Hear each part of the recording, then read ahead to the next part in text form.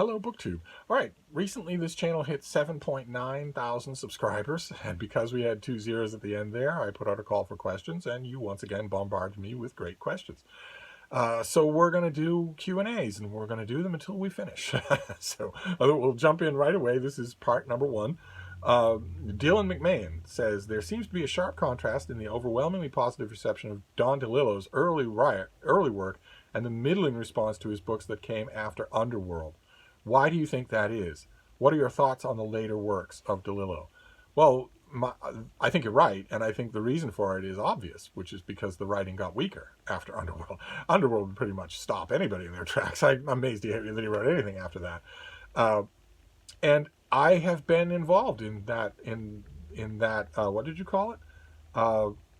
Middling response to his later books. I reviewed Zero K. And I'm going to review The Silence, too. I'm working on that review this weekend. Yeah, it's a classic. I think it's a classic iteration of the standard thing called late style, where an author has pretty much shot his word hoard, and yet still has contracts, doesn't know how to do anything else, maybe doesn't have much money in the bank, that sort of thing. So they keep writing. They keep writing books that look and very much read thin. DeLillo isn't by any means the first person to fall into that pattern, but I think it very much applies. I think that's why when critics get his latest book, they mainly talk about him or the phenomenon of him, as opposed to talking about the book. There doesn't usually end up being much to the books. And as sociological ruminations, which is how Zero K and The Silencer have been billed. Oh my, I wouldn't bill them that way if I were their PR team. But yeah, it's a little bit odd. I thought I was done with it. I did Zero K, I think, for the Christian Science Monitor. I thought that now I'll be able to just give a gentlemanly pass to the rest of it, but no, no, I got a specific request to review The Silence, so I will be. Jenny Parks says, who would be your top 3 next Zoom calls or collabs? Those of you who maybe don't know what the context here, I cracked the Zoom technology, and I love having Zoom chats. Haven't had one in a while, and that bothers me. And who would be the top 3? Well, Olive, at a Book Olive, Sean, the Book Maniac, and Britta Bowler would be my top 3. Although, also, I would love to have another 3-way with my fellow 3 Musketeers, Jason at Byways and Bookman and Mark Richardson at Richardson Reads. I would love to do another 3-way conversation with the 3 of us. We did one when I was up in Vermont, but I'd love to do another one. So if you're watching, any of those people, my email's right there. The Room Note says, have you ever written in a presidential vote? No. If Trump gets 4 more years, will it be time to finally plan a 4-year visit to all 8,000 Australian islands? Once again, I'm going to have to give context here for a few of these things because a lot of these are being asked by old friends. And I know the whole occasion for this Q&A is that there are a whole bunch of new friends here. What you doing? Huh? You just wandering around? The context here is that I have never been to Australia or any of those 8,000 islands. I've been everywhere else, but I've never been to Australia. And people know that. People have asked about my travels, and that comes up, hence the question here. There are a couple of assumptions in this question that are, I believe, mistaken. Let's just put it that way. Assumption number 1 is that I'm traveling. My traveling days are over. I will never, in fact, see those 8,000 islands of Australia, and that pains me. That really does. I could maybe come one potential step closer to seeing them if I didn't have to fly. I'm, of course, never going to fly at all, anywhere, ever again. But if I approach them by water, I could do that, but even so, it wouldn't work. The world is in the grip of a pandemic, and that's not going anywhere. The other assumption here is that if Trump wins the second term, it'll be over in 4 years. I won't elaborate on that. It's just to say that my answer to the question, unfortunately, is no. I will never see the beautiful Australian islands. Hugo Simeo says, this is my first commentary on the channel since I'm fairly new here, so here goes my question. Welcome to the channel. As I am Portuguese, I feel obligated to ask, what do you think of Portuguese literature? I love it. The parts of it that I've read. I'm not an expert on it. Do you like Pessoa, Camões, or Saramago? Yes, I like all three. Saramago, probably most of the three. Laura Wichello says, hi, Steve, you're a super hottie 28-year-old. Why, thank you. Thank you for noticing. Who reads books on the subway. So why haven't we seen you featured on Instagram's Hot Dudes Reading page yet? I don't think I know that. Not the answer to the question. The answer to the question I'll get to, but I didn't know that this Instagram thing existed. I'll have to look that up. But in many, many ways, it's an odd question. First of all, I read ebooks now when I'm out and about. I don't load a book into a bag, and what? Finish it and have nothing else to read, or lose it, or lay it down somewhere. No, I load 500 books onto electronic device and read then, so no one can see what I'm reading. In addition to that, I don't spend a whole lot of time on the subway anymore, nor do I think a lot of people should. It's the middle, as I mentioned, of a pandemic. But I don't know if I did. I'm not sure why Instagram has ignored me. I will have to check out this. What's it called? Hot Dudes Reading? I'll have to check that out and see. Let's see here. Ana Luisa Malatesta. Oh my, what a name. How beautiful. Ana Luisa Malatesta. Good Lord. Hi, Steve. I've heard you say recently that you've left the academic world a long time ago. Yes. Can you explain why? I hated it. It was a viper pit of navel-gazing morons. And what would you say to a literature student still hoping to find a place and a reason to continue, but who is feeling more and more discouraged each day by the hegemony of social studies? I don't think that hegemony is going anywhere. So if it's possible, it might be time to rethink. Because if you love reading, and you love the teaching of reading and the love of reading, and you want to foster that in other people, critical reading of texts, wide-ranging, adaptive critical reading of texts in terms of the history of when they were written, their critical reception at the time, all of that stuff. If you love that sort of stuff, the chances are very good that if you go into academia in order to teach that kind of stuff, you are either going to have that love beaten out of you, or you're going to be driven out of academia. And why, if the chances are so good that one of those two things are going to happen and both of those things are bad, I don't know. I would investigate a different route, some other specialty or something or other. It's a very bad sign that at the video number 1 of 80 million questions, I'm already getting a frog in my throat. That's not good. Music Bookaholic says, favorite books on war crimes and favorite books on the International Court and the Hague. I don't think I have favorite books on any of those subjects. Sean says, can artificial intelligence in time write critically acclaimed fiction, nonfiction book series? Can AI become a book critic? What are your thoughts? I wouldn't put anything past sophisticated AI even now. Never mind this business of in time. If you fed every single word, like for instance, I am a perfect candidate since I have written millions of words, as opposed to a lot of my critical brethren who have written maybe thousands of words. I've written easily millions of words. If it were possible somehow for you to gather all of those words together and maybe filter in the audio tracks of 4,000 YouTube videos and feed all of that into an AI, it's possible even now that AI would come out with the ability to write a Steve Donoghue book review. The only thing that would stop me from being terrified about that is that any reader would know that it's an AI that's doing it. Because I could say, I didn't write that. So, and an AI hasn't read the book. No matter what. It might have scanned it, but it hasn't read it. There's no expertise, there's no history of recommendations there. There's nothing like that. So I don't feel particularly threatened by it. Instead, I feel incredibly interested in it. And the more formulaic pieces of popular fiction, oh yeah, an AI could do that. Absolutely. Take the text, the electronic text, feed it all into an AI, and just change the names. Oh, I don't imagine it's beyond AI even now to do it. Hey, baby. She's decided to pull a Benji and just get all sorts of needy on me. She's not usually like this. Let's see here. Alan Cowley. Hi, Steve. Congratulations on 7.9. Thank you. I expect you will hit 8K next week, let alone by the end of the year. Oh my God. Oh my God. Anyway, in addition to your non-sleeping superpower, you seem to have a prodigious memory for what you read. Is this the case? Again, those of you who are new to the channel, what Alan Colley is referring to here is that I sleep a lot less than you do.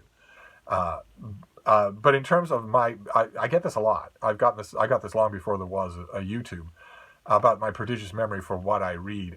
I firmly believe that it is a product of two things. One is that early in my life I fell into the hands of a fanatical religious cult that taught me how to use my mind like a muscle.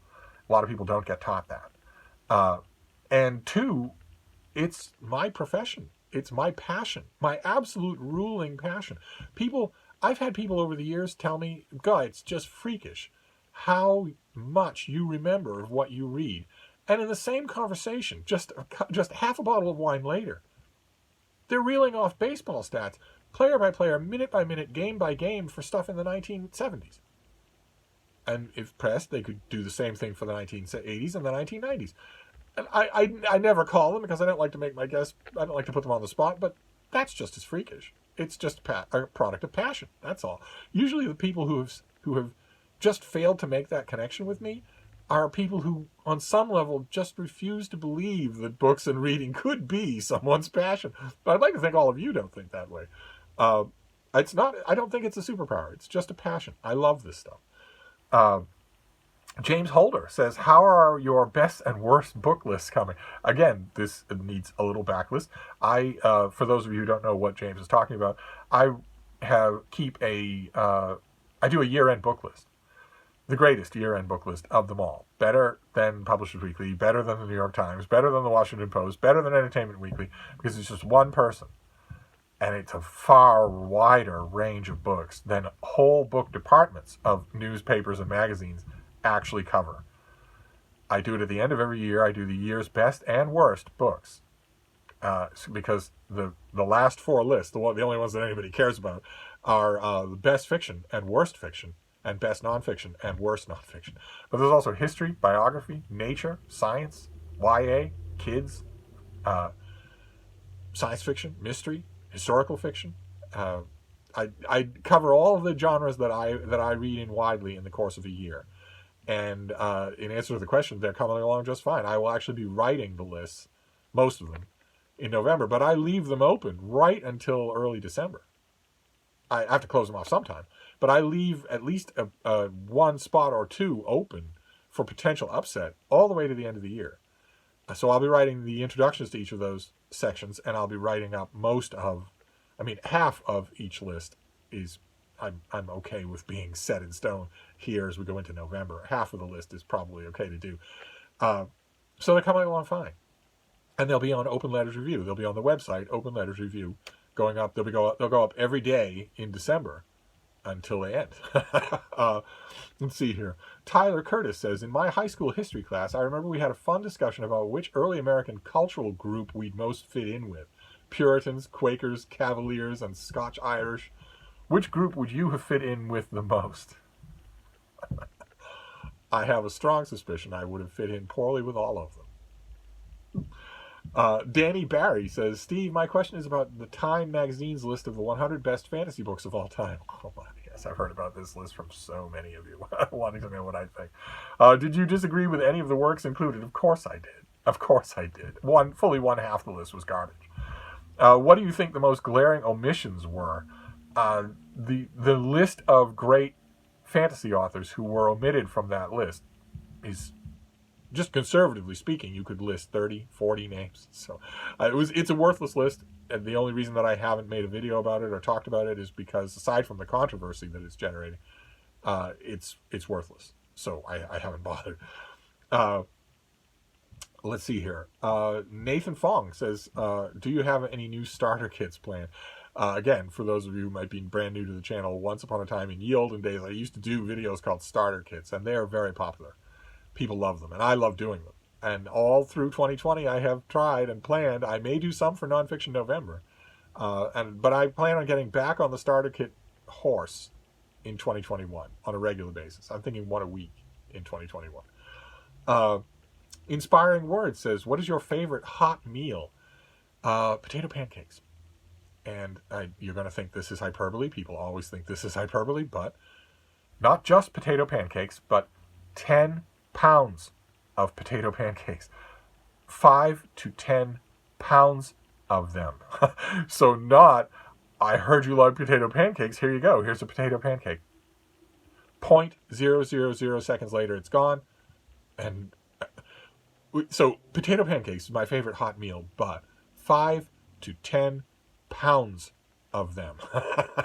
Keeping in mind that I was raised and socialized by a species that is never full when it eats. Mary Tumulty says, are you familiar with the Junior Great Books program, either as a participant or as a moderator? Not familiar with that, no. Anthony Suppa says, I have two questions this time. First, what do you think is the difference between patriotism and nationalism? I'll go with the standard definition. Patriotism is a love of your country. Nationalism is a love of your country, right or wrong. So one is within certain communal bounds good, and the other is within certain communal bounds very bad. Second, calling someone a statesman is a label of honor not often used anymore. You've got that right, yes. Is there anyone alive today who you would consider to be a statesman or stateswoman? Well, first we have to define our terms, right? A statesman is someone who does know the difference between nationalism and patriotism, and who recognizes both in other people as well as himself or herself. She's vexed a name, but I might go with Madeleine Albright. I would certainly go with Jimmy Carter, who has, in many a diplomatic hairy spot for the last 4 presidential administrations, offered his services. He's usually not taken up on it, even brought in. And I sometimes get the impression from him and from his camp that there's a bit of rancor about that. But I don't think, aside from the present occupant of the Oval Office, who is a barbarian, a creature, not a human. But aside from that, the earlier administrations, Obama and Bush, I don't get the impression that there's any criticism intended. I think what Jimmy Carter fails to realize is that he's 300 years old. He weighs 100 pounds, and it's possible to read text through his torso. That's how attenuated he is. And no sitting U.S. president wants to send an earlier and beloved U.S. president on a death trip. so I don't, but I'm sure that there are other examples that I could come up with. Let's see here.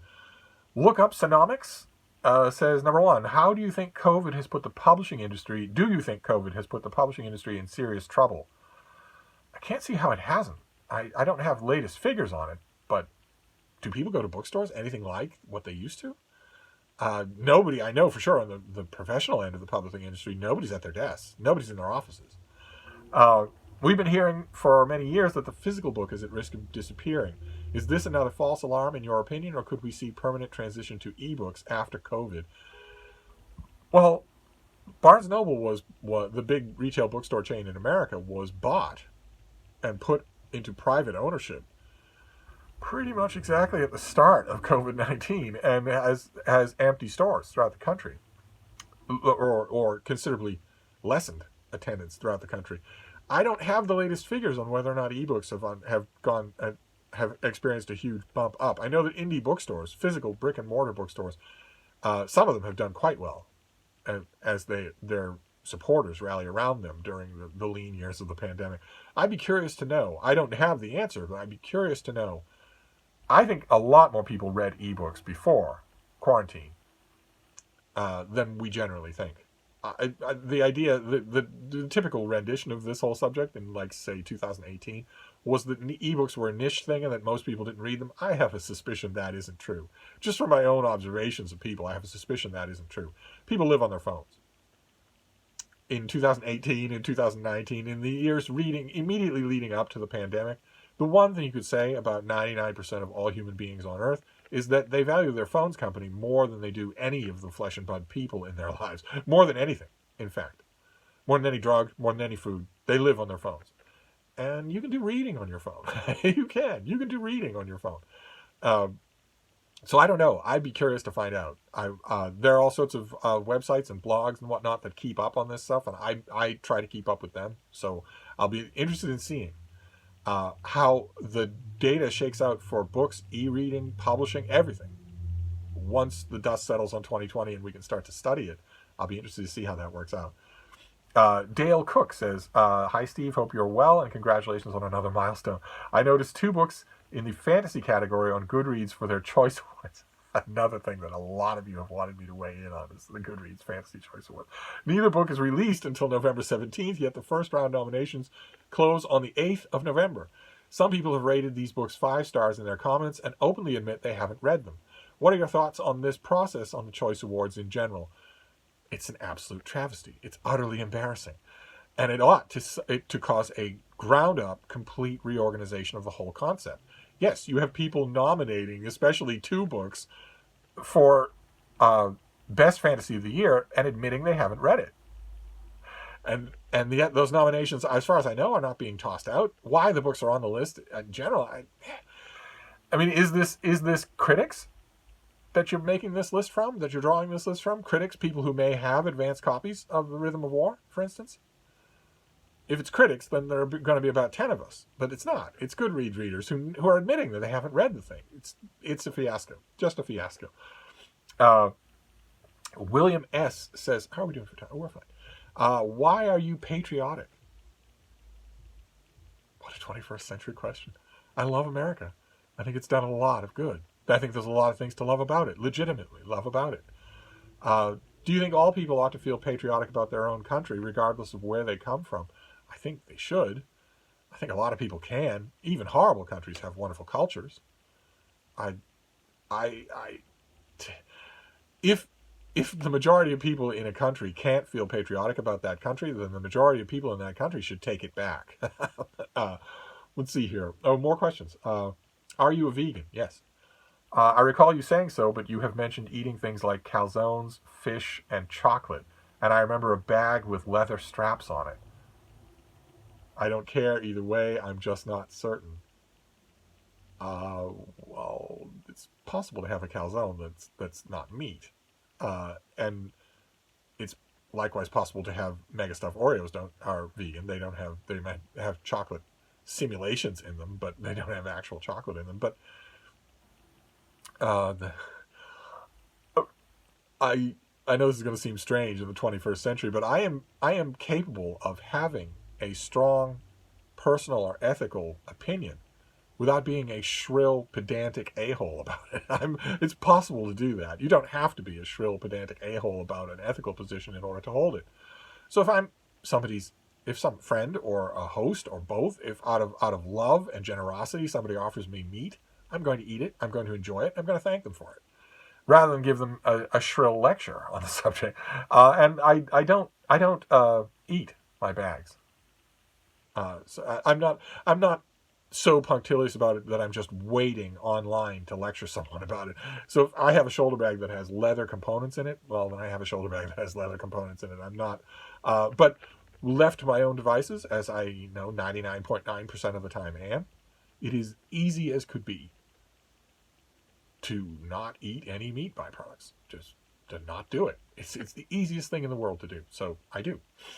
And then Scorched Your Schwarzersticken has a bunch of questions. Let's see what we have here. Number 1, what do you think about getting rid of the term maximalist novel and instead calling it mega stuff novel? I might be more favorably inclined towards them. Number 2, tell us about your time in Iceland. You say you are always cold, so how was there the land of ice? I hope there was enough food since you are always hungry, and very little noise since it is always too loud for you. Again, for those of you who are new, this is a reference to 3 standards in my life now, but I want to stress these are new. These 3 considerations of mine are new. These 3 absolute rules. I've come to expect them so uniformly that I don't even think otherwise. They are new. They're the products of extreme old age. They weren't always true. The 3 considerations that I now know are going to be true wherever I go, which is why I don't go anywhere, is that I'm always cold, I'm always hungry, and the music is always too loud. But when I was in Iceland, I was much younger, and I spent most of my time far away from human civilization when I was in Iceland. So far away from anyone but dogs and a few other non-humans. But I enjoyed it very much. Uh, Number 3, this is a very specific and technical question, so feel free to ignore. How much money in advance can a new author expect for a debut novel if traditionally published? It varies, of course. If there's buzz, if the agent in question manages to get a bidding war started or something like that, if the agent in question or the publishing house in question is really industrious about farming out the rights or reprints or stuff like that, that all of that can jog the price up. Usually, it's slave wages compared to the amount of time and work that went into producing the debut novel. But it can seem like a big sum all at once. Uh, I found information about the average you can make per book sale, but not about the advance money. Well, yeah, the advances are, I mean, they can vary wildly. But in the neighborhood of 20 to 30,000 for a book that's expected to prove out really well, and of course astronomically higher than that if you're lucky enough to be an it author. If you're lucky enough to have some sort of it element around your book, then we're talking the sky's the limit. Number 4, thoughts on João Guimarães Rosa and his super weird, impenetrable, and incomprehensible novel, The Devil to Pay in the Backlands. Never read it. And number 5, you said that pigs are your second favorite species. Did you ever have a pet pig? Do you have a language thing with pigs as you do with dogs? Do they respond to you? I don't speak pig, if that's what you're wondering. But I do love them, and I understand them well enough so that they don't usually confuse me. Because I've spent long, languid, wonderful Iowa afternoons with them for company. But I've never had a pig as a pet. No. I think we're gonna stop here. So we'll stop there and we'll come right back.